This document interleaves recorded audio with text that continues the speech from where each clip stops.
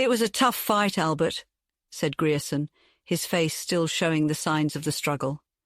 "What will they try next?" asked one of the emigrants, looking to Albert for answers. "Well, I reckon they'll try to hem us in here and starve us out," replied Albert with a hint of resignation. "But we have plenty of provisions," protested Grierson. "For us, yes," said the crow killer, "but our cattle will need fodder. If we move them outside of our wagon line, we'll have to fight for it." "How do we feed the cattle, then?" asked Grierson, his brow furrowed with worry.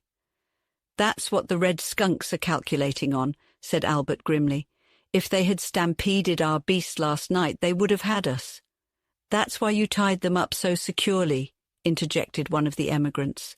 "Exactly. We're going to have to stand a siege here," said Albert, his tone final. As dawn approached, the emigrants looked out nervously for any sign of the enemy. The grey light of day revealed a cordon of crowmen encircling their camp, cutting off any hope of escape. Albert took charge, dividing the camp into watches and attending to the wounded himself.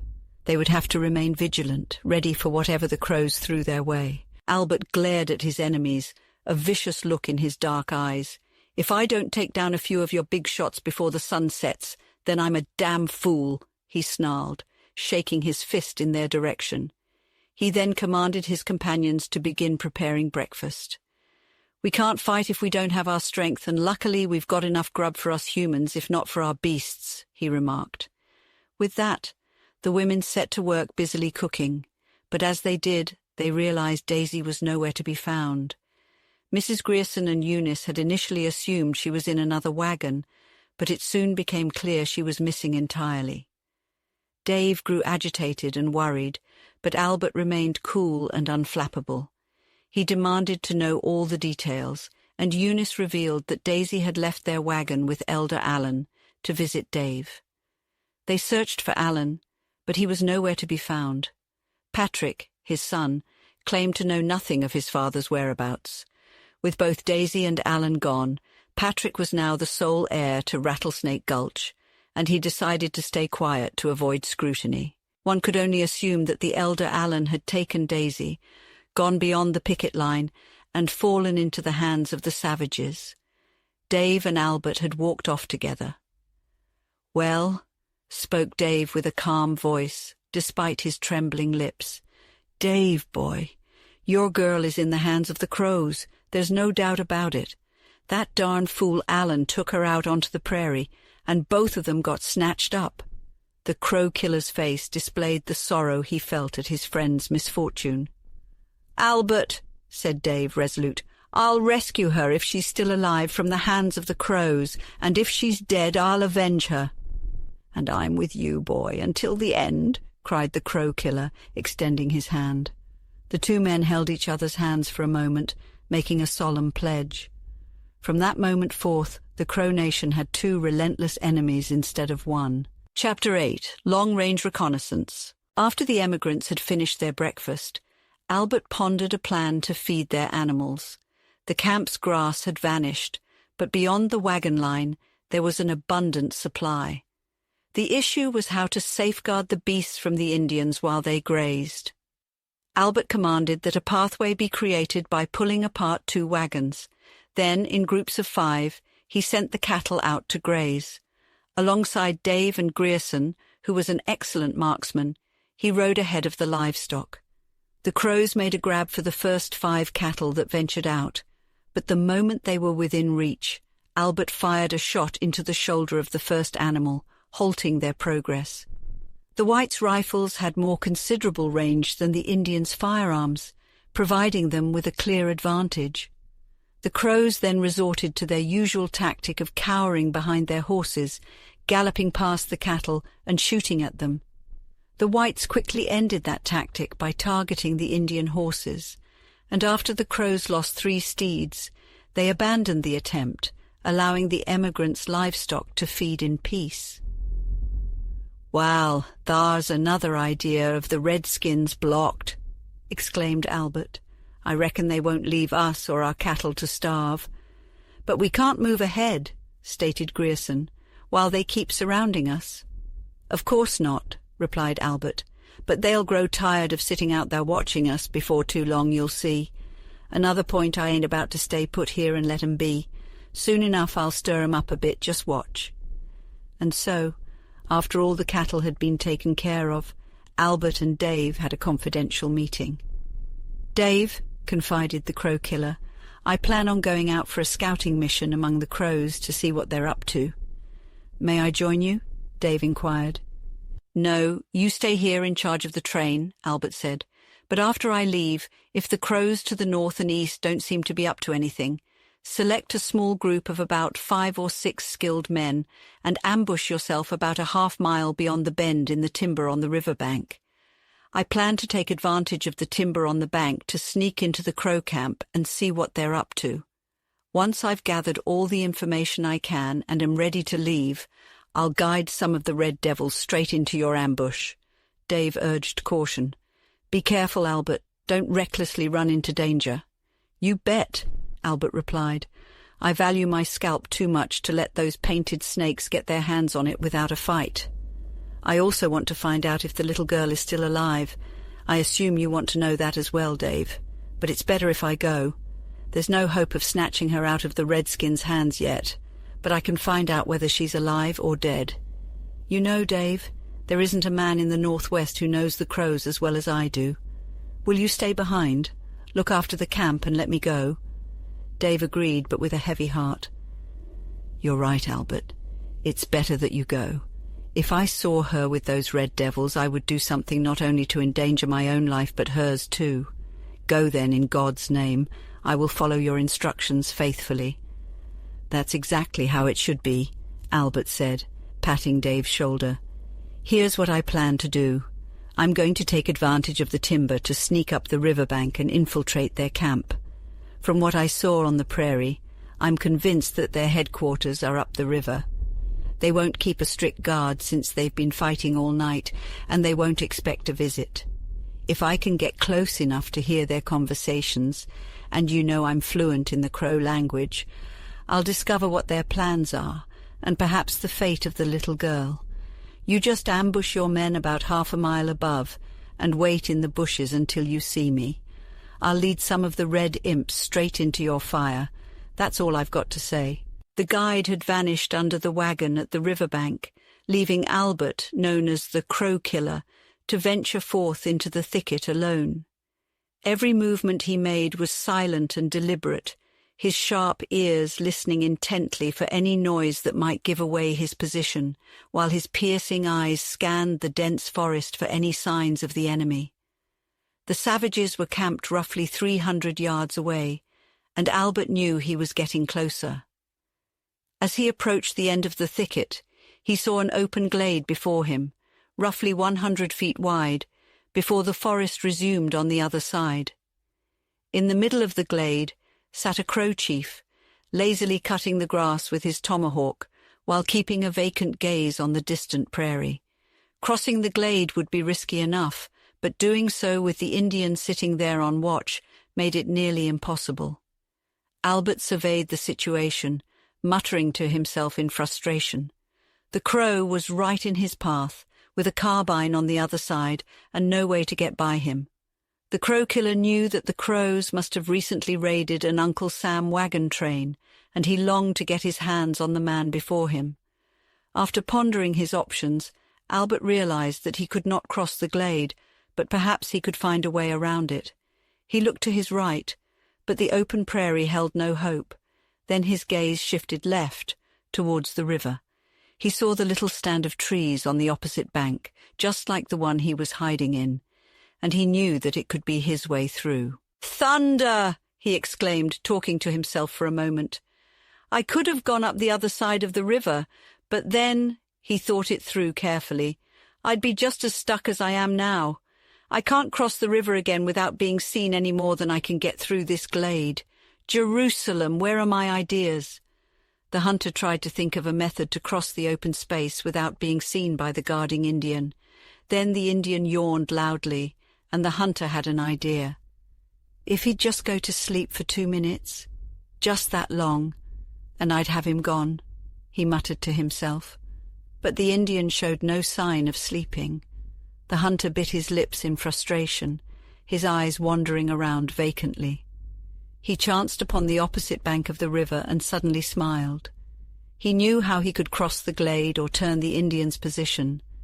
As he had noticed, the trees on this bank and the opposite bank stood close to the river bank, but there was a 6-foot gap of water between the bank and the river, as it was low.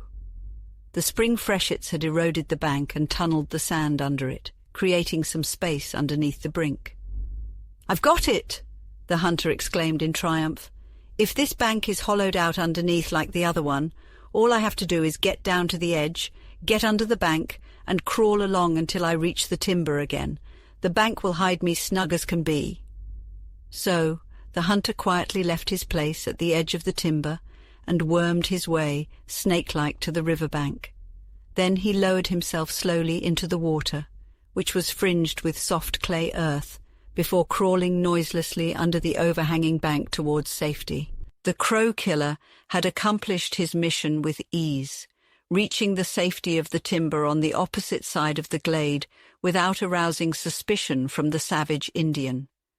With the enemy's position now turned, the guide took the precaution of travelling some distance beyond the glade before leaving the shelter of the overhanging bank that had so kindly shielded him. Once in the safety of the thicket, the guide began to muse to himself.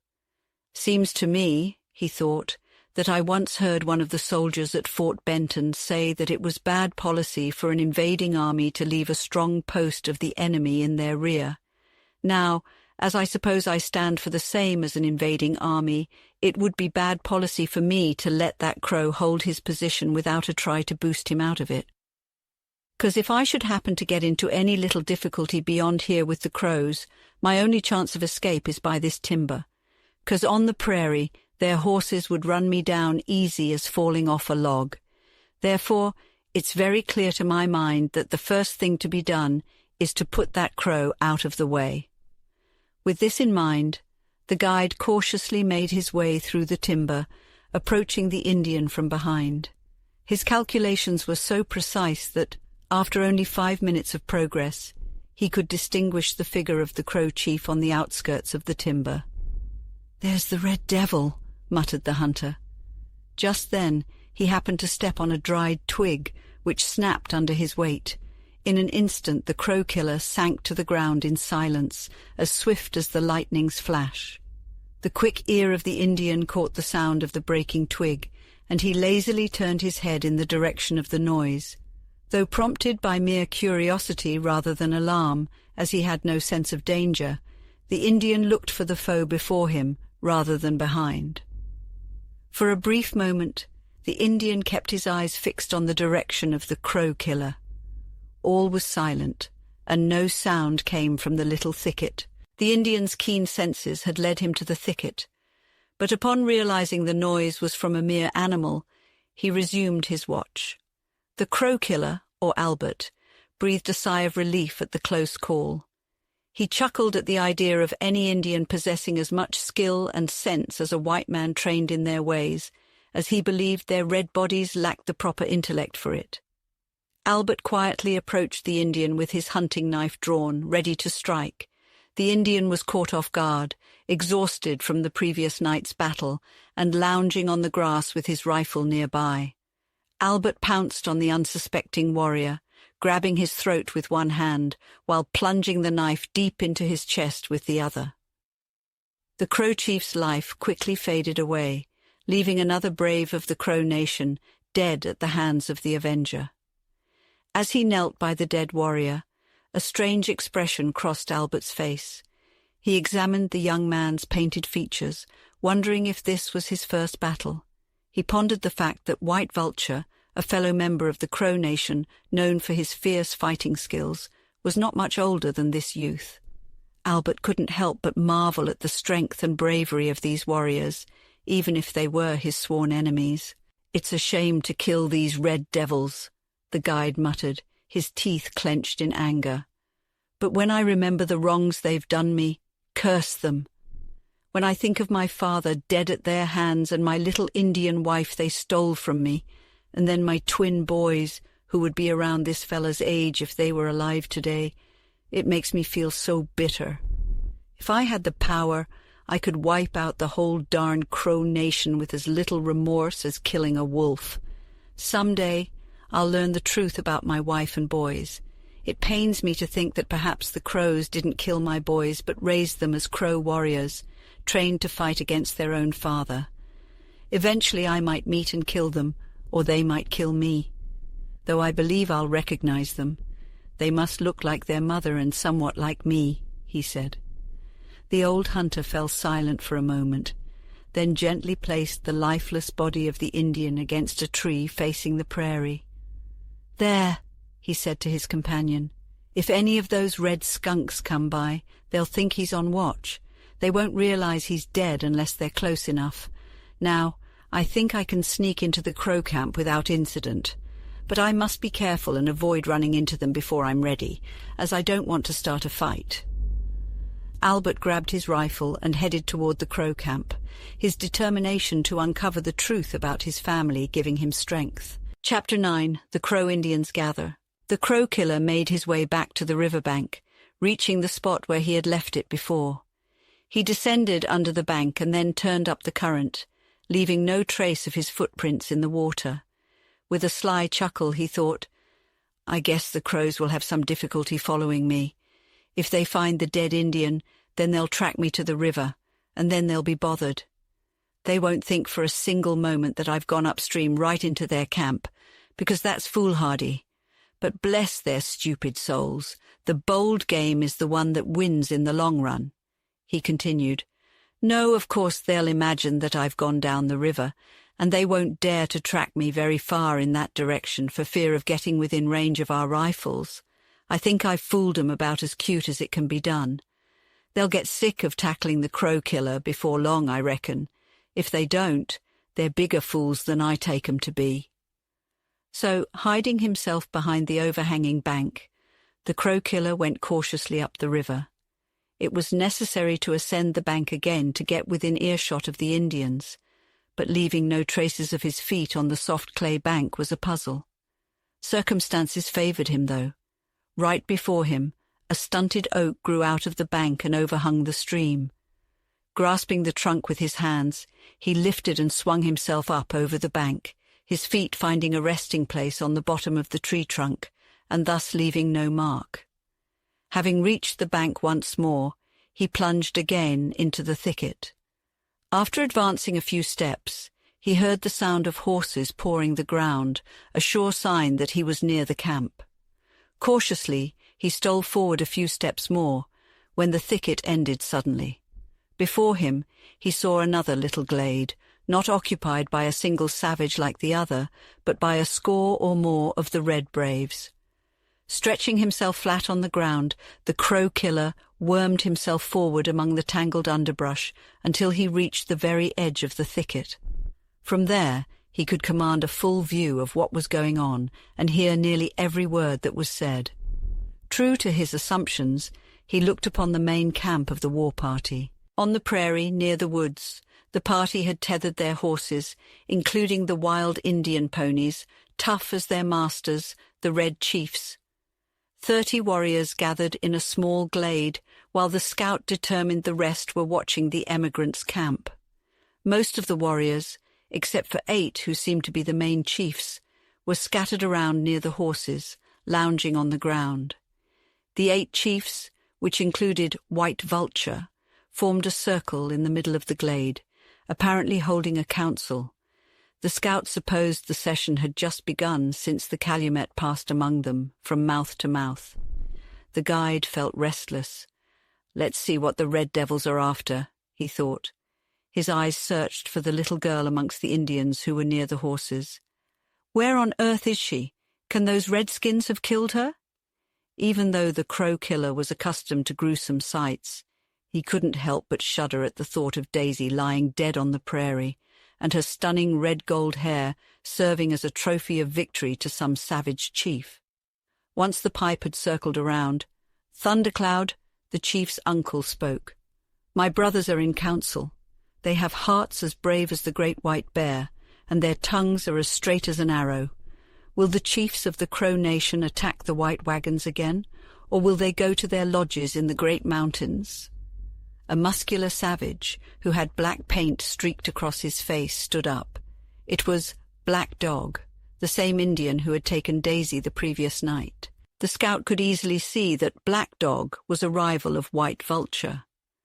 Black Dog insisted they attack the train immediately, claiming that the white men were weak and would flee in terror at another attack. He insinuated that the chiefs who wanted to return home were cowards. This strategy did not win him any friends, and most of the Crows believed that the emigrants, led by the infamous Crow Killer, were too strong to defeat. Then White Vulture spoke up. "My brothers," he began, "you have heard the words of Black Dog. He says that some of our chiefs' hearts are white, that they fear the pale faces. But Black Dog is not a true warrior like us. He has no wounds from the fight with the white wagons. Instead, he has a white woman he took in single combat. Don't be fooled by his boastful words." It was clear that the other chiefs agreed with White Vulture, as sneers could be seen on every face. Black Dog was furious, and his dark brows furrowed with anger. In a voice choked with rage, he retorted, "You speak lies, White Vulture. I have no wounds because I fought with the Great Spirit on my side. The white warriors could not harm me, and while you lead from behind, the brave warriors of the Crow Nation fall before the white men's bullets. The squaws at our lodges will weep for our fallen brothers. You may be a great fighter, but only the snakes and dogs praise you." At this, the other chiefs nodded in agreement, and Black Dog could see that he had made a grave error. He had made enemies of his own people. White Vulture had won this battle of words, and it was clear that the majority of the Crows had faith in his leadership. The other chiefs, except the White Vulture, showed visible astonishment at the speech. The face of the great warrior of the Crow Nation remained calm and emotionless, even in the face of his foes' bitter words. The Crow Killer watched the scene with eagerness. "He'll give the Black Dog a beating in no time. He's a real fighter, huh?" The contempt in the Crow Killer's words was directed at the Dog Chief. "If the White Vulture goes after him, I'll bet on him every time." The White Vulture stood up from his seat, ready to respond to the speech of the Black Dog. All the chiefs watched with anxious eyes, knowing that a storm was brewing that could end in bloodshed. "The White Vulture has listened carefully to the words of the Black Dog," began the chief. "The chief has accused the White Vulture of leading the Crow Braves to death. But what is death to a warrior? Nothing. Does the Black Dog know why the White Wagon Braves defeated the Red Chiefs? If he doesn't, the White Vulture will tell him. The plan was for the Red Braves to sneak up on the White Wagons like a panther stalking its prey, and then attack suddenly, like lightning from the hand of the Great Spirit. The Red Chiefs were closing in on the White Wagons, but they weren't prepared for the attack. Then came the scream of a squaw, the mighty capture of the Black Dog, warning the whites that their enemies were close. If it weren't for the Black Dog capturing the white squaw, the Crows would have emerged victorious over the pale faces. A low murmur rippled through the circle of chiefs, with everyone agreeing with the White Vulture, except for the Black Dog, who clutched his knife and glared hatefully at his enemy. "My brother speaks the truth," declared the thundercloud. Then, with the calm confidence of a statue, the White Vulture continued his speech. "My brothers entrusted me with the command of the expedition, and it was a wise decision. They are great chiefs, as brave as the white bear and wise as the beaver.